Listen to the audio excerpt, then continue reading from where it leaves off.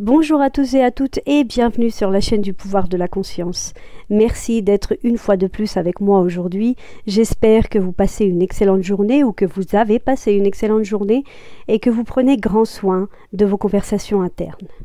Aujourd'hui, je vous présente la leçon numéro 5 des 5 leçons de Neville Goddard. Nous arrivons à la fin et le titre de cette leçon s'appelle « Restez fidèle à votre idée ou à votre idéal ». Avant de commencer avec la lecture, je vous invite à vous abonner à la chaîne si vous ne l'avez pas encore fait et n'hésitez pas à partager son contenu si vous pensez qu'il peut aider d'autres personnes ou des personnes de votre entourage. Sans plus attendre et en vous remerciant comme toujours de votre temps précieux, on commence avec la lecture. Neville Goddard, leçon numéro 5, Restez fidèle à votre idéal, 1948. Ce soir, nous avons la 5e et dernière leçon de ce cours. Tout d'abord, je ferai un genre de résumé de ce qui a précédé. Ensuite, comme beaucoup d'entre vous m'ont demandé d'expliquer plus en détail la leçon numéro 3, je vous donnerai quelques idées supplémentaires sur comment penser en 4 dimensions. Car je sais que lorsque quelqu'un voit clairement quelque chose, il peut la raconter ou l'expliquer.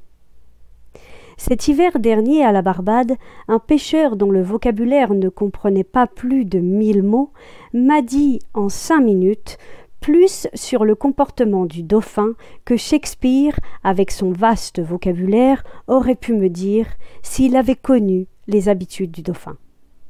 Ce pêcheur m'a expliqué comment le dauphin aimait jouer avec un morceau de bois flottant et pour l'attraper, jetez le bois et vous le leurrez comme si vous leurreriez des enfants, car il aime faire semblant de sortir de l'eau.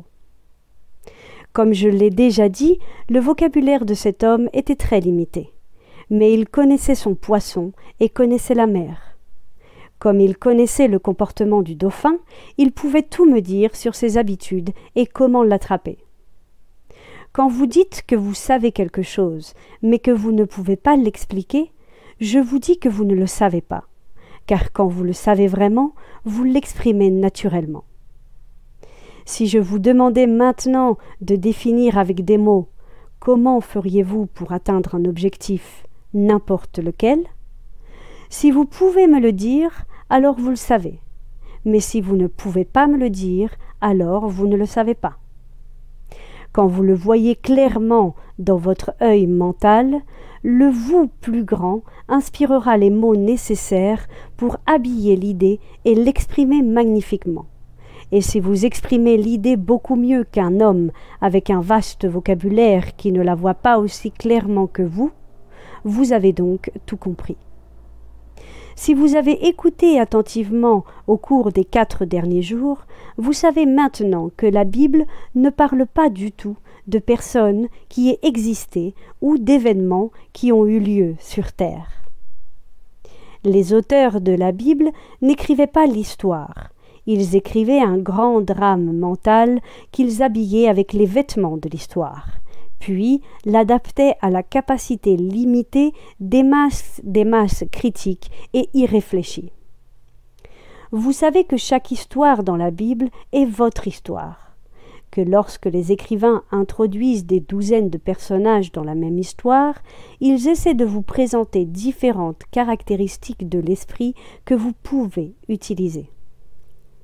Vous avez vu comment j'ai pris peut-être une douzaine ou plus d'histoires et je les ai interprétées pour vous.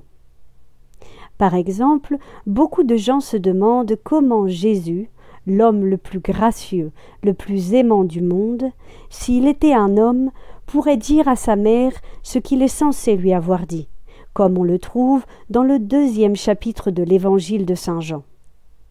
Jésus, en fait, dit à sa mère « Femme, que me veux-tu » Jean chapitre 2 verset 4. Vous et moi, qui ne sommes pas encore identifiés à l'idéal que nous servons, ne ferions pas une déclaration comme celle-ci à notre mère. Cependant, voici l'incarnation de l'amour disant à sa mère « Femme, qu'ai-je à voir avec toi ?» Vous êtes Jésus, et votre mère est votre propre conscience. Car la conscience est la cause de tout. Donc, elle est le grand père-mère de tous les phénomènes. Vous et moi sommes des créatures d'habitude. Nous sommes habitués à accepter comme définitive l'évidence de nos sens. Les invités ont besoin de vin et mes sens me disent qu'il n'y a pas de vin. Et par habitude, je suis sur le point d'accepter ce manque comme définitif. Quand je me souviens que ma conscience est la seule et unique réalité, alors, si je nie l'évidence de mes sens et assume la conscience d'avoir assez de vin, dans un sens, j'ai réprimandé ma mère ou la conscience qui suggère le manque. Et en assumant la conscience d'avoir ce que je souhaite pour mes invités, le vin se manifeste d'une manière que nous ne comprenons pas. Je viens de lire une note ici d'un cher ami à moi dans l'audience. Dimanche dernier, il avait un rendez-vous dans une église pour un mariage. L'horloge lui disait qu'il était en retard. Tout lui disait qu'il était en retard. Il était à un coin de rue en attendant un train. Personne n'était en vue. Il a imaginé que, au lieu d'être à l'angle de la rue, il était à l'église. À ce moment-là, une voiture s'est arrêtée devant lui. Mon ami a expliqué sa situation au chauffeur et le chauffeur lui a dit « Je ne vais pas dans cette direction, mais je vous emmènerai. » Mon ami est monté dans la voiture et est arrivé à l'église à temps pour la cérémonie. C'est ainsi qu'il applique correctement la loi, en n'acceptant pas la suggestion du retard. Ne jamais accepter la suggestion de la pénurie. Dans ce cas, je me suis dit à moi-même « Qu'ai-je à voir avec toi ? Qu'ai-je à voir avec l'évidence de mes sens ? Apportez-moi toutes les jarres et remplissez-les. En d'autres termes, j'assume avoir du vin et tout ce que je souhaite. Ensuite, mon moi dimensionnellement plus grand inspire toutes les pensées et actions qui contribuent à la manifestation de mon affirmation.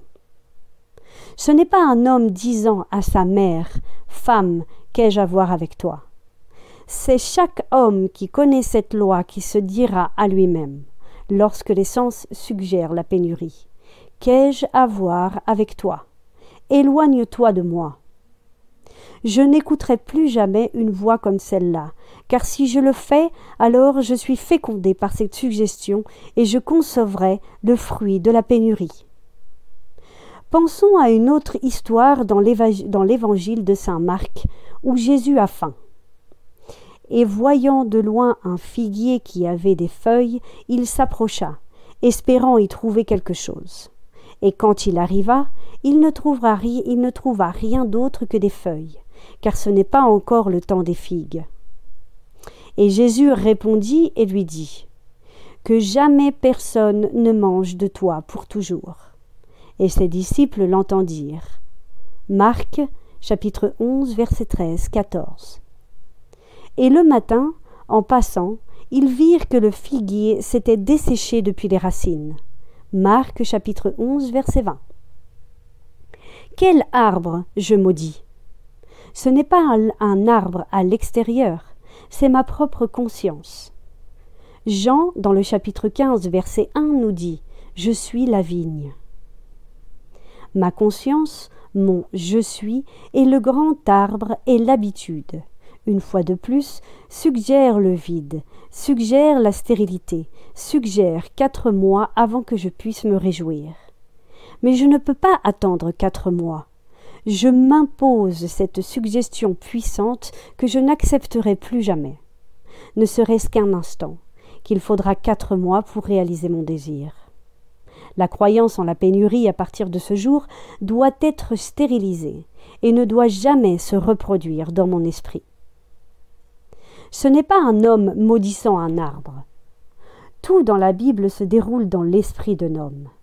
L'arbre, la ville, les gens, absolument tout. Il n'y a aucune déclaration faite dans la Bible qui ne représente pas un attribut de l'esprit humain.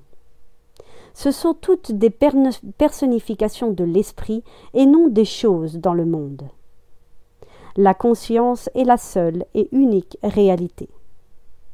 Il n'y a personne à qui nous pouvons nous tourner après avoir découvert que notre propre conscience est Dieu. Car Dieu est la cause de tout, et il n'y a rien d'autre que Dieu. On ne peut pas dire qu'un diable cause certaines choses et que Dieu en cause d'autres. Écoutez ces paroles d'Isaïe dans le chapitre 45, versets 1, 2 et 3. Ainsi parle le Seigneur à Cyrus, dont j'ai tenu la main droite, pour soumettre les nations devant lui. Et je délierai les reins des rois, pour ouvrir devant lui les portes à 2 battants, et les portes ne seront pas fermées. Je marcherai devant toi, et je rendrai droit les chemins tortueux. Je briserai en morceaux les portes de bronze, et je couperai les barres de fer. Et je te donnerai les trésors des ténèbres et les richesses des lieux secrets, pour que tu saches que moi, le Seigneur, qui t'appelle par ton nom, suis le Dieu d'Israël. Ou encore Isaïe, chapitre 45, verset 7. C'est moi qui forme la lumière et qui crée les ténèbres, qui fait la paix et qui crée le mal. C'est moi, le Seigneur, qui fais tout cela. Ou encore Isaïe, chapitre 45, versets 12 et 13. C'est moi qui ai fait la terre et qui ai créé l'homme sur elle. C'est moi, mes mains qui ont étendu les cieux et qui ai donné des ordres à toute leur armée. Je l'ai suscité dans la justice et j'aplanirai toutes ses voies. Il bâtira ma ville et il relâchera mes captifs, non pour un prix ni pour des dons, dit le Seigneur des armées. Et le dernier, Isaïe, chapitre 45, verset 5, « Je suis le Seigneur, il n'y en a pas d'autre. Il n'y a pas de Dieu en dehors de moi. » Écoutez ces paroles attentivement. Ce ne sont pas mes paroles. Ce sont les paroles inspirées d'hommes qui ont découvert que la conscience est la seule réalité. Si je suis blessé, je me suis blessé moi-même. S'il y a des ténèbres dans mon monde, j'ai créé les ténèbres, la tristesse et la dépression. S'il y a de la lumière et de la joie, j'ai créé la lumière et la joie. Il n'y a personne d'autre que ce « je suis » qui fait tout cela. Vous ne pouvez pas trouver de cause en dehors de votre propre conscience. Votre monde est un grand miroir qui vous dit constamment qui vous êtes. Quand vous rencontrez des gens, leur comportement vous dit qui vous êtes. Vos prières ne seront pas moins dévouées si vous faites appel à votre propre conscience pour de l'aide. Je ne pense pas qu'une personne en prière ressente plus de joie, de piété et de sentiment d'adoration que moi. Quand je me sens reconnaissant, tout en assumant la sensation de mon désir accompli, sachant en même temps que c'est à moi-même que je me suis adressé. Dans la prière, on vous demande de croire que vous possédez ce que votre raison et vos sens nient. Lorsque vous priez, croyez que vous avez et vous recevrez. La Bible le dit de cette manière. C'est pourquoi je vous dis, tout ce que vous demandez en priant, croyez que vous le recevrez et vous le posséderez. Et quand vous êtes en prière, pardonnez, si vous avez quelque chose contre quelqu'un, afin que votre Père qui est dans les cieux puisse aussi vous pardonner vos offenses. Mais si vous ne pardonnez pas, votre Père qui est dans les cieux ne vous pardonnera pas non plus vos offenses.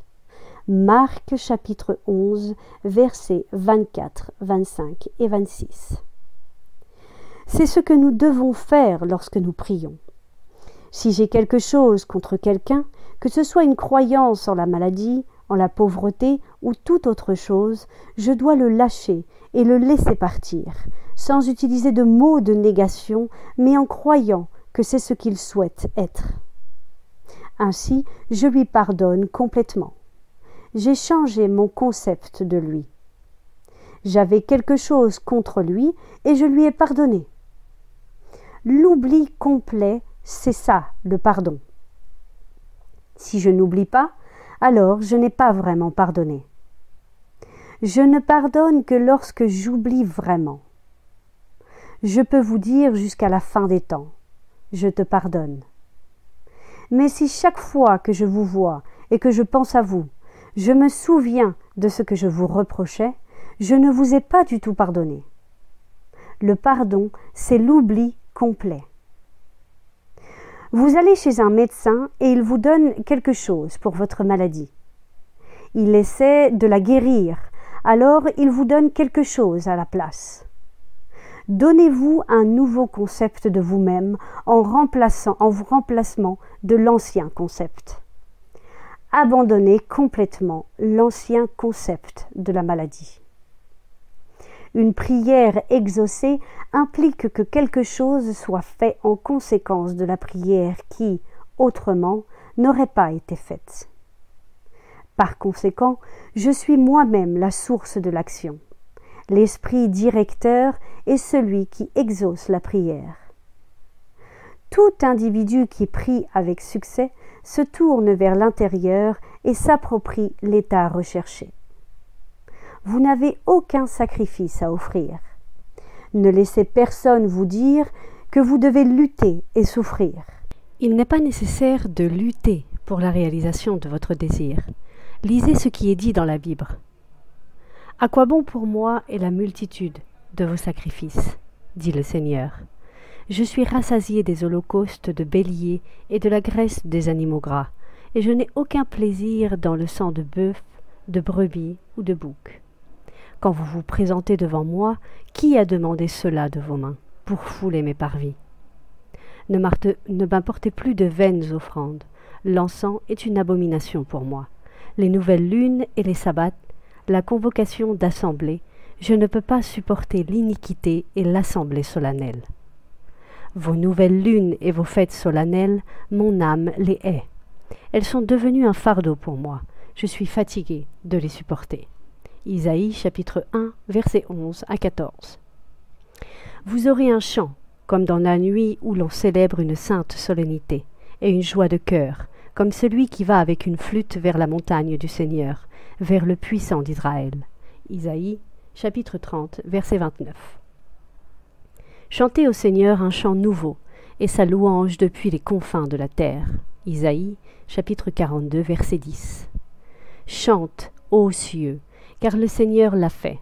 Poussez des cris, vous les parties basses de la terre, éclatez en cris de joie, montagne, ô forêt, et tout arbre qui est en elle, car le Seigneur a racheté Jacob, et il sera glorifié en Israël. Isaïe chapitre 44, verset 23. C'est pourquoi les rachetés du Seigneur reviendront, et ils viendront à Sion avec chant. Une joie éternelle couronnera leur tête. Ils auront la joie et l'allégresse, et la tristesse et les gémissements s'enfuiront. Isaïe, chapitre 55, verset 11. Le seul don acceptable est un cœur joyeux. Venez avec des chants et des louanges. C'est ainsi qu'il convient de se présenter devant le Seigneur, votre propre conscience.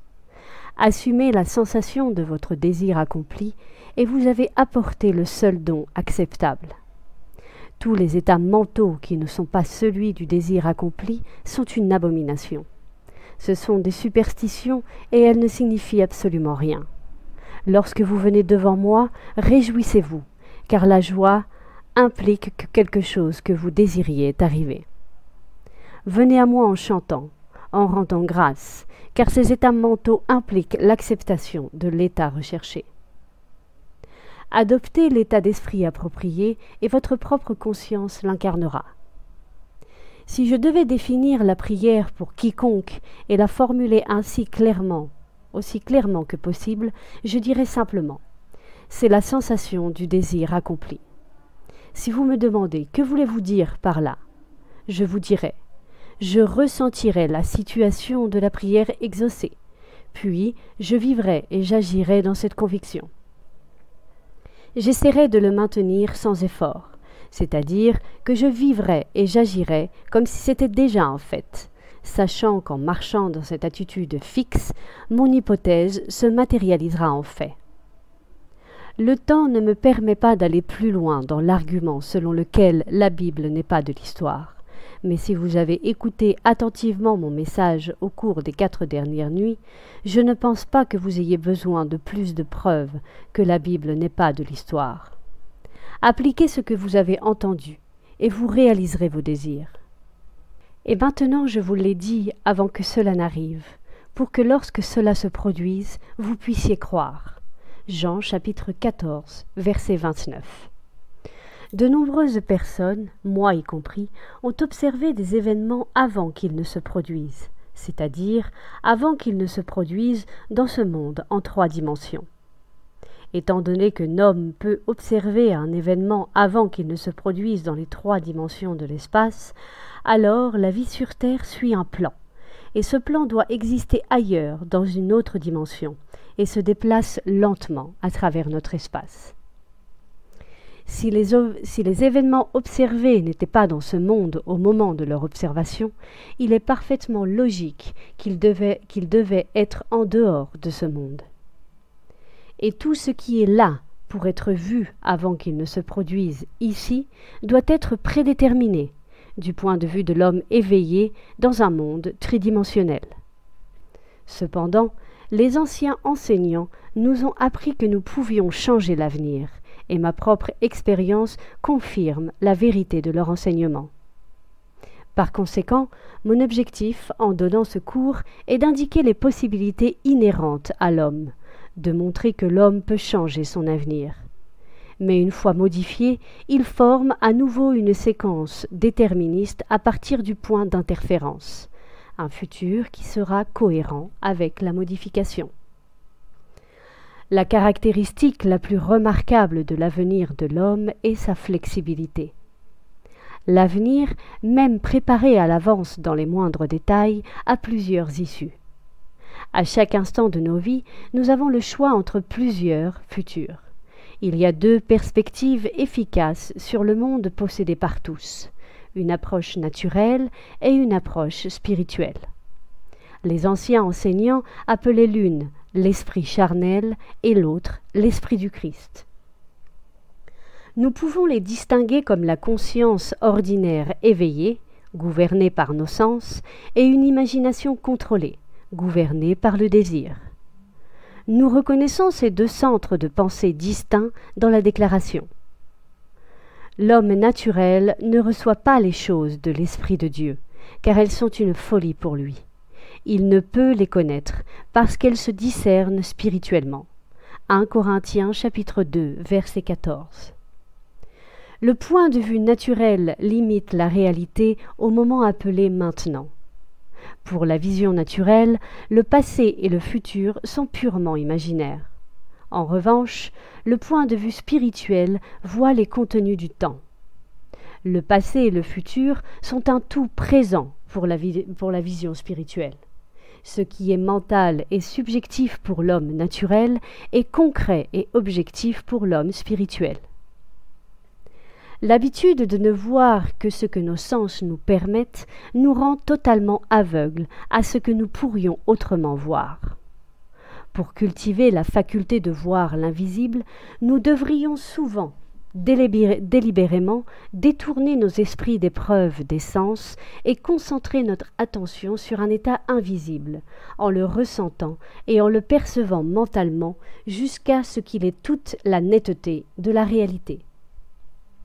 La pensée sérieuse et concentrée, focalisée dans une direction particulière, exclut les autres sensations et les fait disparaître. Nous n'avons qu'à nous concentrer sur l'état désiré pour le voir. L'habitude de détourner l'attention de la région de la sensation et de la concentrer sur l'invisible développe notre perspective spirituelle et nous permet de pénétrer au-delà du monde des sens et de voir ce qui est invisible. Car les choses invisibles de lui, depuis la création du monde, se voient clairement. Et je cite Romains, chapitre 1, verset 20. Cette vision est totalement indépendante des facultés naturelles. Ouvrez-la et accélérez-la. Un peu de pratique nous convaincra que nous pouvons, en contrôlant notre imagination, remodeler notre avenir en harmonie avec notre désir.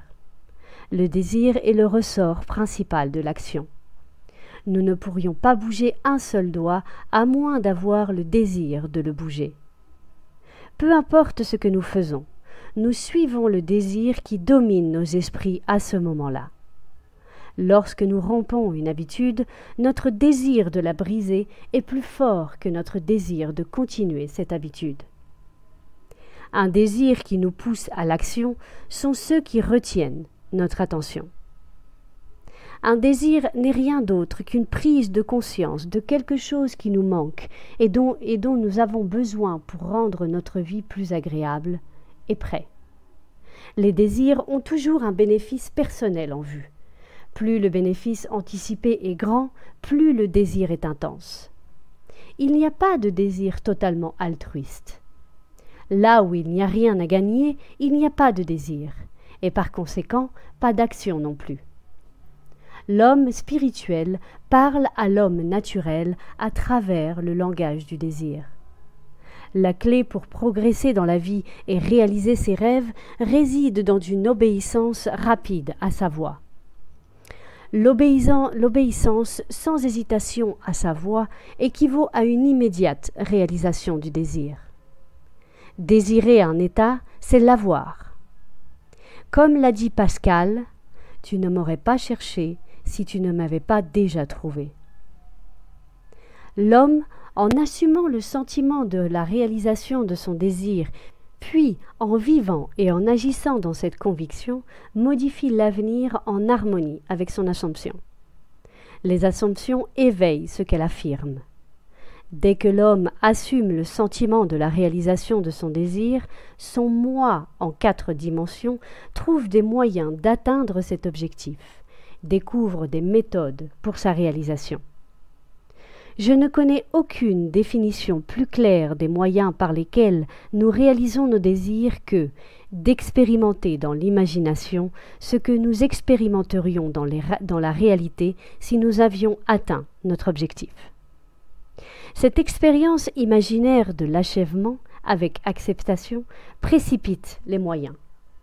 Le moi en 4 dimensions construit alors, avec sa perspective élargie, les moyens nécessaires pour réaliser l'objectif accepté. L'esprit indiscipliné a du mal à assumer un état qui est nié par les sens. Mais il y a une technique qui rend facile appeler les choses qui ne sont pas comme si elles étaient, c'est-à-dire anticiper un événement avant qu'il ne se produise. Les gens ont tendance à sous-estimer l'importance des choses simples. Mais cette formule simple pour changer l'avenir a été découverte après des années de recherche et d'expérimentation.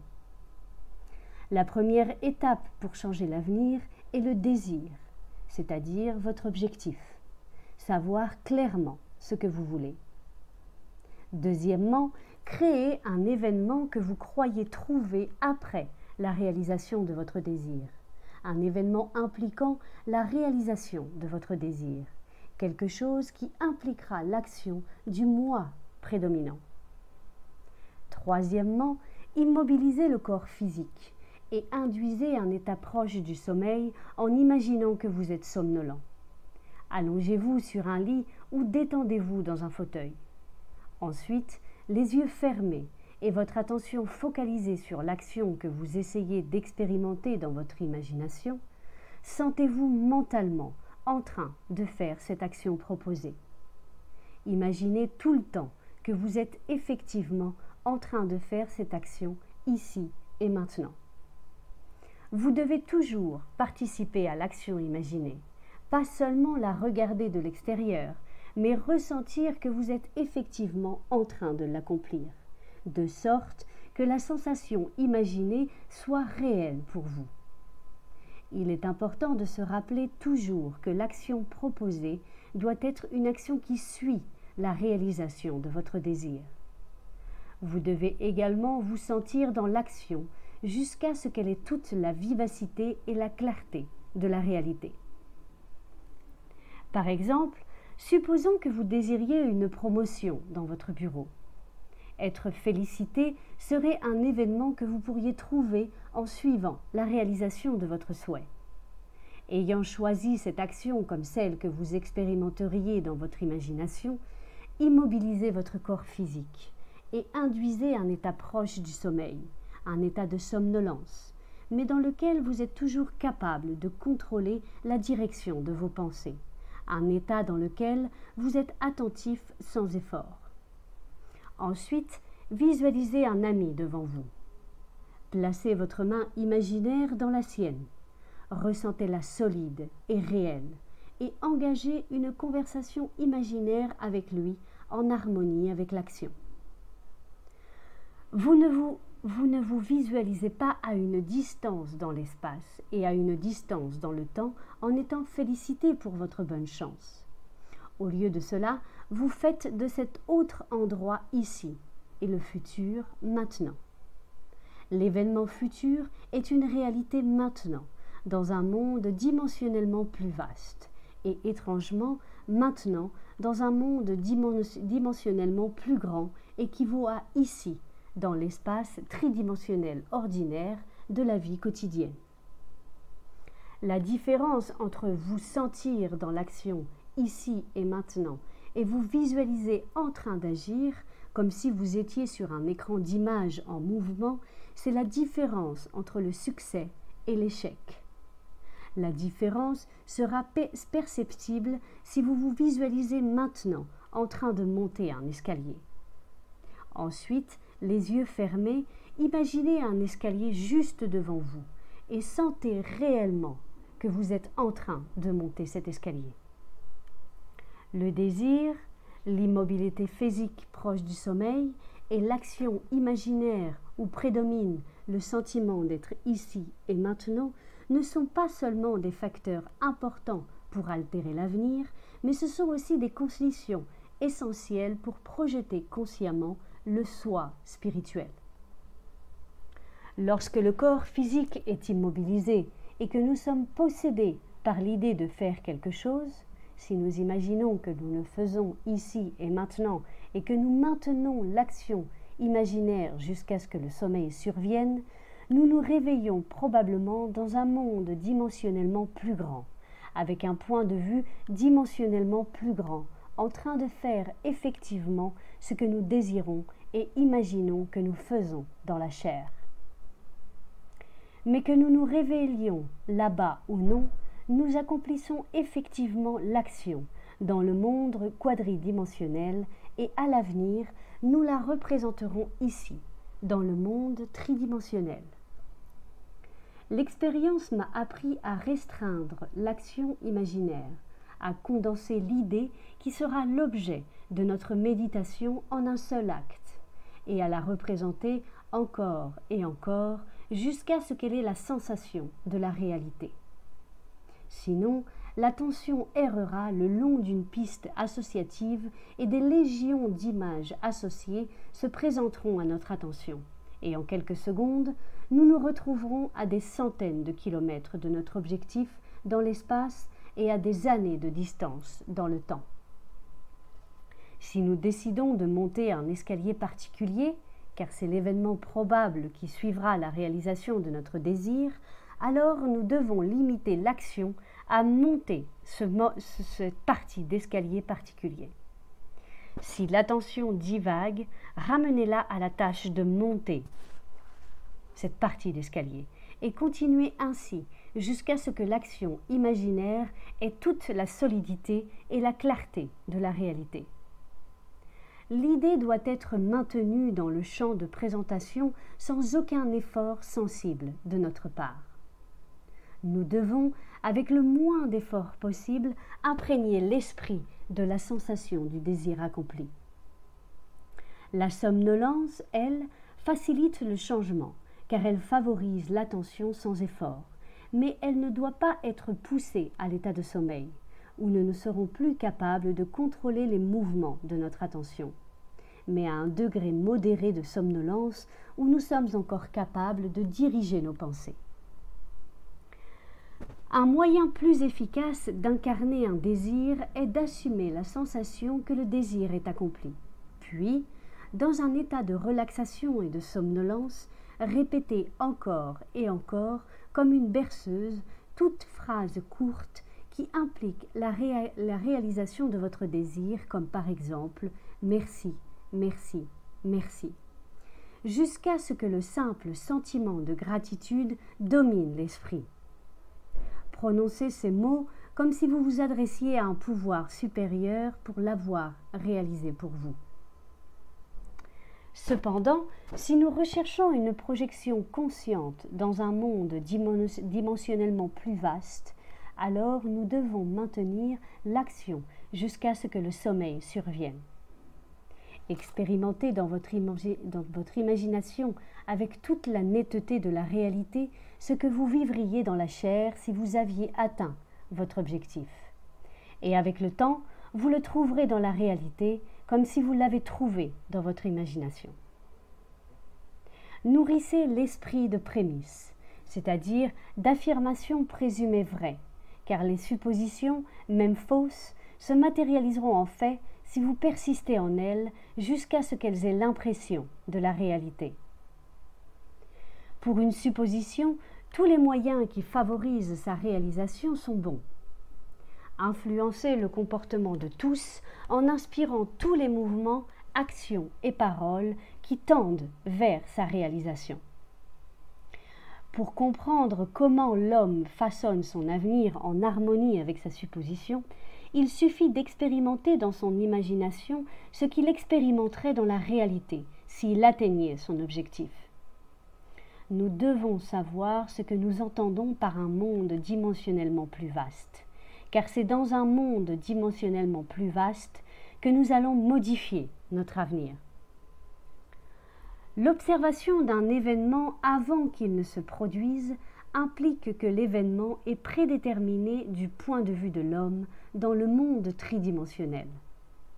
Par conséquent, pour changer les conditions ici dans les 3 dimensions de l'espace, nous devons d'abord les changer dans les 4 dimensions de l'espace. L'homme ne sait pas exactement ce que l'on entend par un monde dimensionnellement plus vaste, et il n'hésiterait pas à nier l'existence d'un moi dimensionnellement plus grand.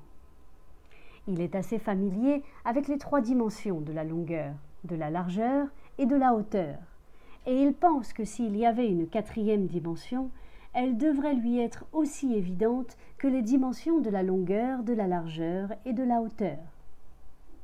Maintenant, une dimension n'est pas une ligne. C'est n'importe quelle manière de mesurer une chose qui est complètement différente de toutes les autres manières.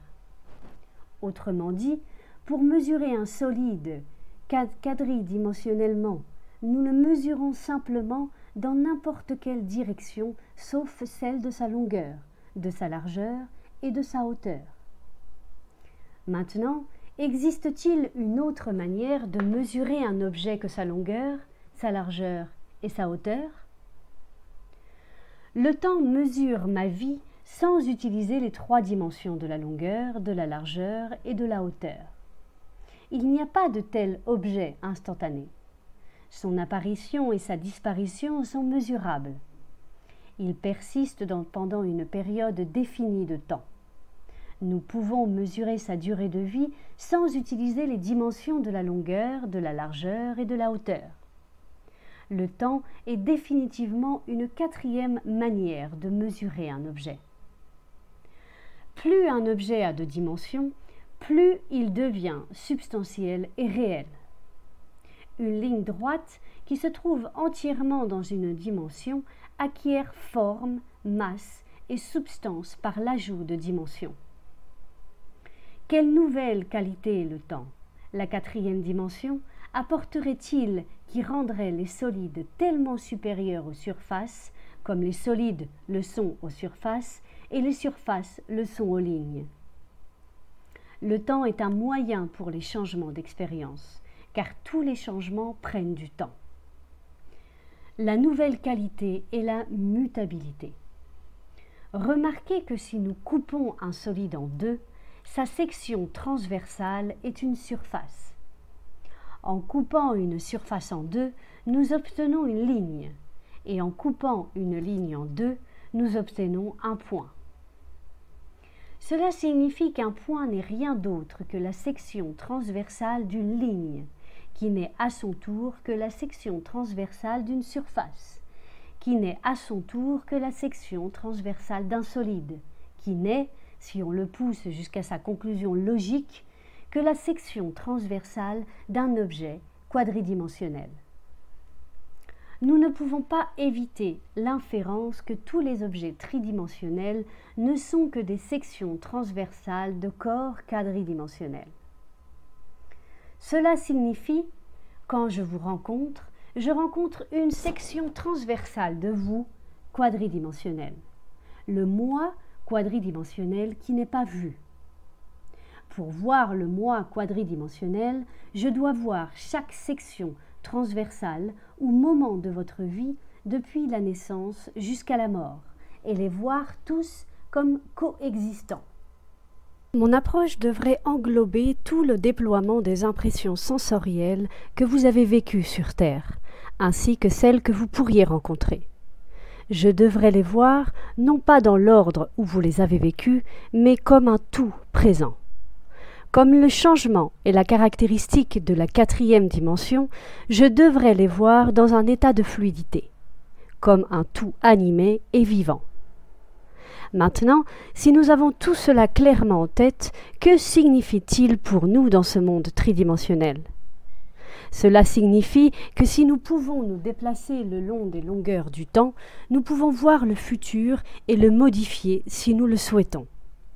Ce monde, que nous pensons être si solidement réel, n'est qu'une ombre, au-delà de laquelle nous pouvons passer à tout moment. C'est une abstraction du monde plus fondamental et dimensionnellement plus grand. Un monde plus fondamental qui est lui-même abstrait d'un monde encore plus fondamental et dimensionnellement plus grand. Et ainsi de suite à l'infini. Car l'absolu est inaccessible par quelque moyen d'analyse que ce soit, peu importe combien de dimensions nous ajoutons au monde. L'homme peut prouver l'existence d'un monde dimensionnellement plus grand simplement en concentrant son attention sur un état invisible et en imaginant qu'il le voit et qu'il le ressent. S'il reste concentré sur cet état, son environnement actuel disparaîtra et il se réveillera dans un monde dimensionnellement plus grand où l'objet de sa contemplation sera vu comme une réalité objective concrète. Je ressens intuitivement que s'il abstrait ses pensées de ce monde dimensionnellement plus grand et se retire encore plus profondément dans son esprit, il réussira à nouveau à extérioriser le temps. Il découvrira que chaque fois qu'il se retire dans son esprit intérieur et produit une extériorisation du temps, l'espace devient dimensionnellement plus grand. Il en conclurait donc que le temps et l'espace sont sériels et que le drame de la vie n'est rien d'autre que l'escalade d'un bloc multidimensionnel de temps. Les scientifiques expliqueront un jour pourquoi il y a un univers sériel. Mais en pratique, ce qui est plus important, c'est comment nous utilisons cet univers sériel pour changer l'avenir. Pour changer l'avenir, nous avons seulement besoin de nous occuper des deux mondes dans la série infinie. Le monde que nous connaissons en raison de nos organes corporels et de nos sens, et le monde que nous percevons indépendamment de nos organes corporels. J'ai dit que l'homme a, à chaque moment du temps, le choix entre plusieurs futurs. Mais la question se pose.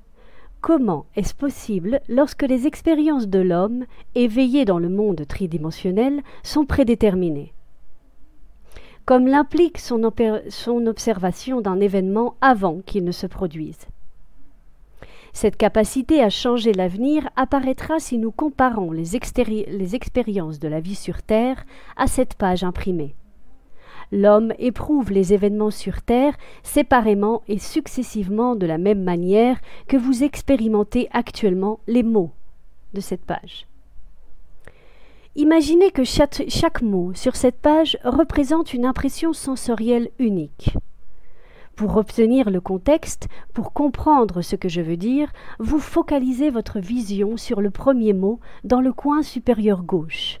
Puis, vous déplacez votre attention à travers la page de gauche à droite, en laissant votre attention tomber sur les mots séparément et successivement. Au moment où vos yeux arrivent au dernier mot sur cette page, vous avez extrait ce que je veux dire. Mais supposons qu'en regardant la page, avec tous les mots imprimés également présents, vous décidiez de le réorganiser. En les réorganisant, vous pourriez raconter une histoire totalement différente. En fait, vous pourriez raconter de nombreuses histoires différentes.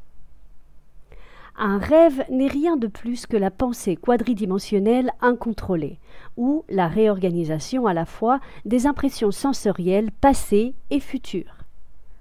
L'homme rêve rarement des événements dans l'ordre où il les vit quand il est éveillé. Il rêve généralement de deux événements ou plus qui sont séparés dans le temps fusionnés en une seule impression sensorielle. Ou il réorganise si complètement ces impressions sensorielles séparées en dormant qu'il ne les reconnaît pas quand il les rencontre à l'état de veille. Par exemple, j'ai rêvé que je livrais un colis au restaurant de mon immeuble. La propriétaire m'a dit « Tu ne peux pas laisser ça ici ». Après quoi, l'homme de l'ascenseur m'a donné quelques lettres et quand je l'ai remercié pour elles, il m'a à son tour remercié. À ce moment-là, l'homme de l'ascenseur qui travaillait de nuit est apparu et m'a fait un signe de salutation. Le lendemain, quand je suis sortie de chez moi, j'ai pris quelques lettres qui avaient été déposées devant ma porte. En descendant, j'ai donné un pourboire à l'homme de l'ascenseur de jour et je l'ai remercié de s'occuper de mon courrier, après quoi il m'a remercié pour le pourboire. En rentrant chez moi ce jour-là, j'ai entendu un concierge dire à un livreur « Tu ne peux pas laisser là ici ». Au moment où j'allais prendre l'ascenseur pour monter à mon appartement, j'ai été attirée par un visage familier au restaurant, et lorsque j'ai regardé la propriétaire, elle m'a salué avec un sourire. Ce soir-là, j'ai accompagné mes invités à dîner jusqu'à l'ascenseur en leur disant au revoir. L'homme de l'ascenseur de nuit m'a fait un signe de bonne nuit. En réorganisant simplement quelques impressions sensorielles séparées que j'étais destinée à rencontrer, et en fusionnant deux ou plus d'entre elles en des impressions sensorielles uniques, j'ai construit un rêve qui diffère assez peu de mon expérience éveillée. Lorsque nous aurons appris à contrôler les mouvements de notre attention dans le monde quadridimensionnel, nous serons capables de créer consciemment des circonstances dans le monde tridimensionnel. Nous apprenons ce contrôle à travers le rêve éveillé, où notre attention peut être maintenue sans effort, car une attention minime est indispensable pour changer l'avenir. Nous pouvons, dans un rêve éveillé contrôlé, construire consciemment un événement que nous souhaitons expérimenter dans le monde tridimensionnel. Les impressions sensorielles que nous utilisons pour construire notre rêve éveillé sont des réalités présentes, déplacées dans le temps ou dans le monde quadridimensionnel. Tout ce que nous faisons en construisant le rêve éveillé, c'est sélectionner parmi la vaste gamme d'impressions sensorielles celles qui, correctement organisées, impliquent que notre désir a été réalisé. Avec le rêve clairement défini, nous nous relaxons dans un fauteuil et nous induisons un état de conscience proche du sommeil. Un état qui, bien qu'approchant le sommeil, nous laisse le contrôle conscient des mouvements de notre attention. Ensuite, nous imaginons ce que nous vivrions dans la réalité si ce rêve éveillé était un fait objectif. Lors de l'application de cette technique pour changer l'avenir, il est important de se rappeler que la seule chose qui occupe l'esprit pendant le rêve éveillé est le rêve éveillé. L'action et la sensation prédéterminée qui impliquent la réalisation de notre désir. Comment le rêve éveillé se transforme en un fait physique n'est pas notre préoccupation. Notre acceptation du rêve éveillé en tant que réalité physique prépare le terrain pour sa réalisation. Permettez-moi de rétablir les bases de cette phrase qui n'est rien de plus qu'un rêve éveillé contrôlé. Numéro 1. Définissez votre objectif. Sachez clairement ce que vous voulez. Numéro 2. Construisez un événement que vous croyez rencontrer après la réalisation de votre désir. Quelque chose qui aura l'action du moi prédominant, un événement qui implique la réalisation de votre désir. Immobilisez le corps et induisez un état de conscience proche du sommeil. Ensuite, ressentez mentalement que vous êtes en plein dans l'action proposée, jusqu'à ce que la sensation d'accomplissement seule domine l'esprit, en imaginant tout le temps que vous êtes en train d'effectuer l'action ici et maintenant, expérimentant dans votre imagination ce que vous expérimenteriez dans la chair si vous aviez déjà atteint votre objectif. L'expérience m'a convaincu que c'est la manière la plus facile d'atteindre notre but. Cependant, mes nombreux échecs personnels me condamneraient si je disais que j'ai totalement maîtrisé les mouvements de mon attention.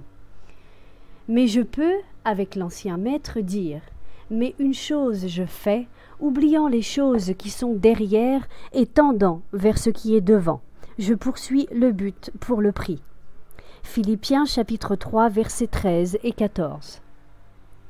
Encore une fois, je tiens à vous rappeler que la responsabilité de rendre réel ce que vous avez imaginé dans ce monde ne repose pas sur vos épaules. Ne vous préoccupez pas du comment.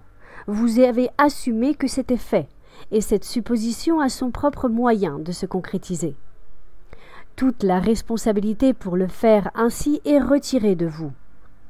Il y a une petite déclaration dans le livre de l'Exode qui confirme ce fait. Des millions de personnes qui l'ont lu ou à qui cela a été mentionné au fil des siècles l'ont complètement mal compris. Il est dit « Tu ne feras pas bouillir un chevreau dans le lait de sa mère ». Version du roi Jacques « Tu ne feras pas cuire un chevreau dans le lait de sa mère ». Exode, chapitre 23, verset 19. D'innombrables millions de personnes, en mal interprétant cette déclaration jusqu'à ces jours de l'ère éclairée en 1948, ne mangeront aucun produit laitier avec un plat de viande. Cela ne se fait tout simplement pas. Ils pensent que la Bible est de l'histoire, et quand elle dit « Tu ne feras pas bouillir un chevreau dans le lait de sa mère », le lait et les produits laitiers, le beurre et le fromage ne seront pas consommés en même temps que le chevreau ou tout type de viande. En fait, ils ont même des ustensiles de cuisine séparés pour préparer leur viande. Mais vous êtes sur le point de l'appliquer psychologiquement. Vous avez fait votre méditation et vous avez supposé que vous êtes ce que vous voulez être. La conscience est Dieu.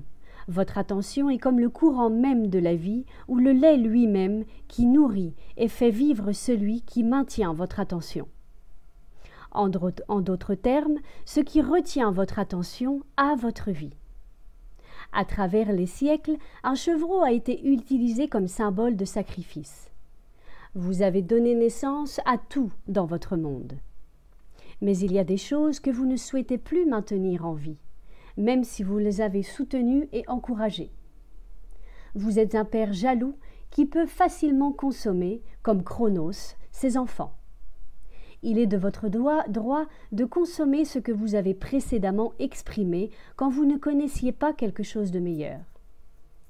Maintenant, vous êtes séparés en conscience de cet état précédent. C'était votre enfant, c'était votre fils, vous l'avez incarné et exprimé dans votre monde. Mais maintenant que vous avez assumé que vous êtes ce que vous voulez être, ne regardez pas en arrière vers votre état précédent. Et ne vous demandez pas comment il disparaîtra de votre monde. Car si vous vous retournez et vous lui accordez de l'attention, vous trempez à nouveau cet enfant dans le lait de sa mère. Ne dites pas « Je me demande vraiment si je suis séparé de cet état » ou encore « Je me demande si ceci et cela sont vrais ». Accordez toute votre attention à l'assomption que les choses sont ainsi, car toute la responsabilité de le faire ainsi est complètement retirée de vos épaules. Vous n'avez pas à le faire ainsi, c'est ainsi. Vous prenez possession de ce qui est déjà un fait, et d'une manière que vous ne connaissez pas, que je ne connais pas, que personne ne connaît, cela s'objectivera dans votre monde. Ne vous préoccupez pas du comment, et ne regardez pas en arrière vers votre état précédent. Je cite Luc chapitre 9, verset 62. « Nul homme ayant mis la main à la charrue en regardant en arrière n'est apte au royaume de Dieu. » Simplement assumez que c'est fait et suspendez le jugement. Suspendez tous les arguments de l'esprit conscient tridimensionnel. Votre désir est au-delà de la portée de l'esprit tridimensionnel. Assumez que vous êtes ce que vous désirez être. Marchez comme si vous l'étiez. Et tant que vous restez fidèle à votre hypothèse, elle se matérialisera en fait.